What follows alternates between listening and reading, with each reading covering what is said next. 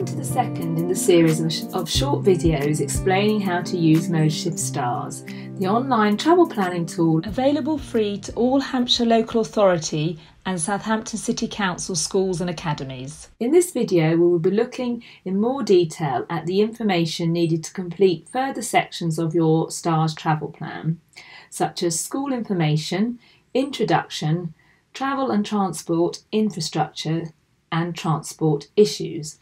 Firstly, go to ModeShift Stars homepage and log in to your school landing page. So the first thing you have, click on to the school information. It shows basic information about the school, which you can update at any point by using the pencil icon here, but always remember to save if you do so.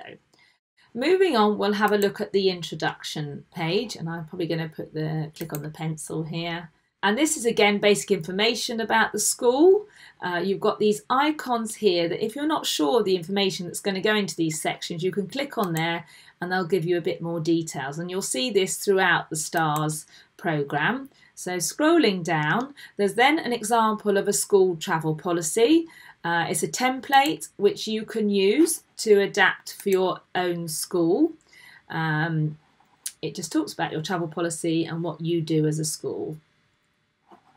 And then you can add the link to that on your travel plan in here. Then you've got a map showing the location of your school.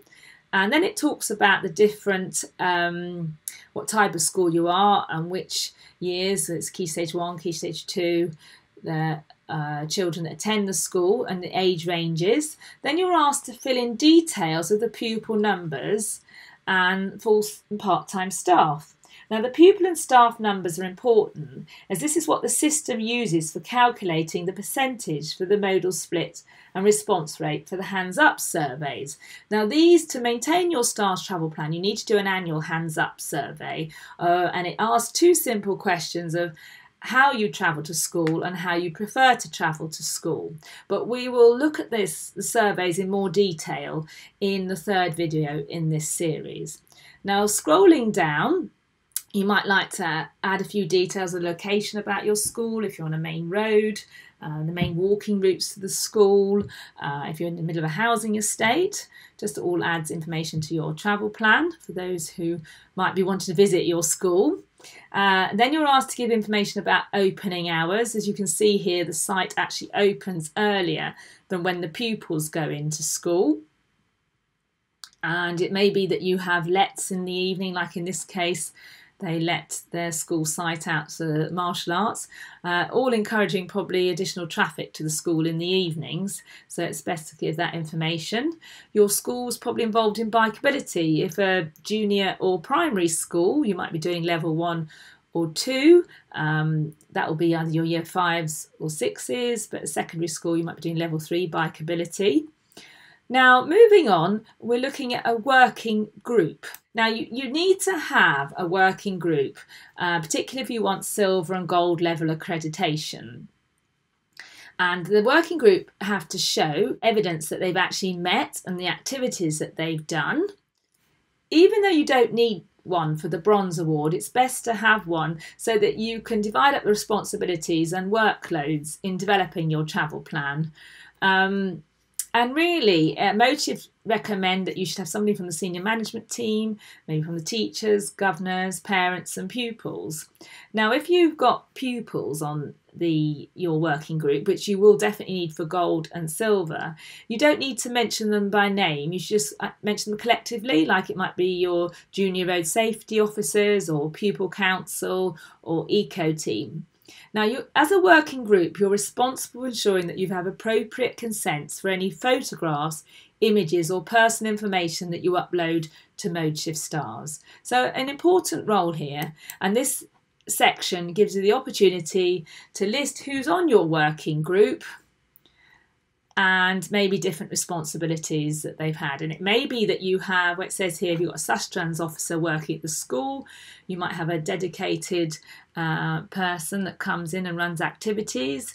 You might have a Living Streets officer, or you might even have a local authority officer working at the school, and it gives you a chance to mention what particular volunteers have done. If you make any changes, always press the save button.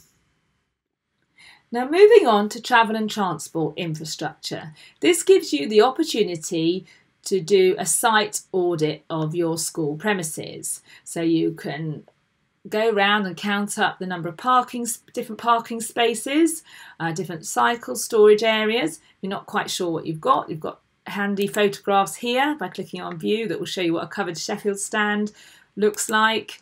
And another example, a cycle pod, mini pod. You might have lockers for storing equipment like cycle helmets. You might even have showers. It might be useful to know for staff who might be considering cycling to school and want to have a shower. Also, you might have dedicated coach parking. Invariably, schools don't have this, but in some cases, coaches can pull off the road into the school premises for children to get on and off. But otherwise, coaches tend to do it outside the school premises, and staff make sure they get on and off the coach safely. Scrolling down the page, we now come to transportation links. This section is about adding information on your local area. It's useful to publicise some of this information, such as bus routes and times, on your local school website if you want to encourage people to use bus services rather than cars. Mostly, this is about local infrastructure, but might help you find options for park and stride car parks. This is where maybe a local business, a leisure centre, may allow parents to park at school drop-off and pick-up times so that families can either walk, scoot or cycle the last part of the journey to school. It prevents congestion outside the school gates, and it also means that families get the chance to do a little bit of exercise before arriving at school.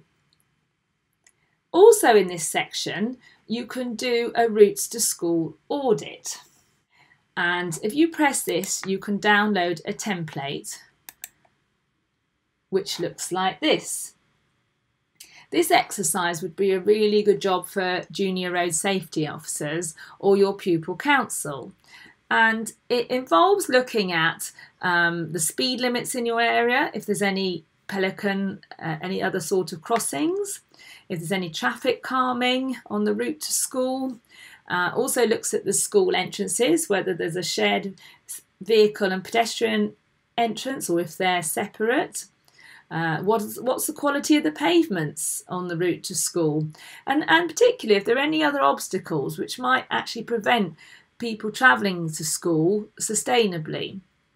And you can record it all here. Scrolling down, there's also a section where you can add engineering measures. Now, you might have had some improvements to fencing or gates to improve the accesses to your school premises.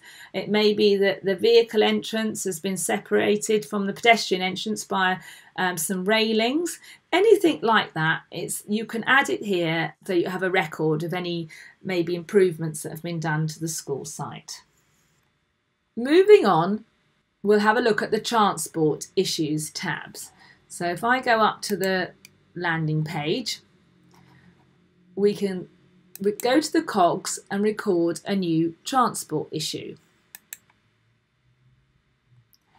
Now, this is the opportunity. It may be that you have a problem with parking outside the school, poor parking, or speeding, or particular congestion, lots of parents coming to the school gates and dropping off. It may be that you've got parents that turn around in the school entrance, all causing a danger for those who might be walking, cycling to school. There's an opportunity to highlight what those issues are and perhaps how they were identified, generally probably from residents who are not very happy with maybe parents parking across their drives or in their drives in some cases, or it might be other parents saying what a danger certain drivers are to children travelling to school. And say, for instance, that you have a parking issue How you could maybe help resolve that in school is you might decide to run something like the Parkwise campaign, where you can give out leaflets in the book bags. There's an assembly that goes with that. You might like to invite your local community police person in to talk about road safety and parking, and generally promote that in your newsletter to parents. So it's a way that you might be able to resolve something like a parking issue. I think it's key to point out here that sometimes issues don't get resolved, but the school can do an awful lot through travel planning to maybe reduce the situation. And again, if you make any changes, always remember to press the save button. Thank you very much for listening. This is the end of the second video in the STARS series. In the third video, we will be looking in further detail at the information required to complete your STARS travel plan.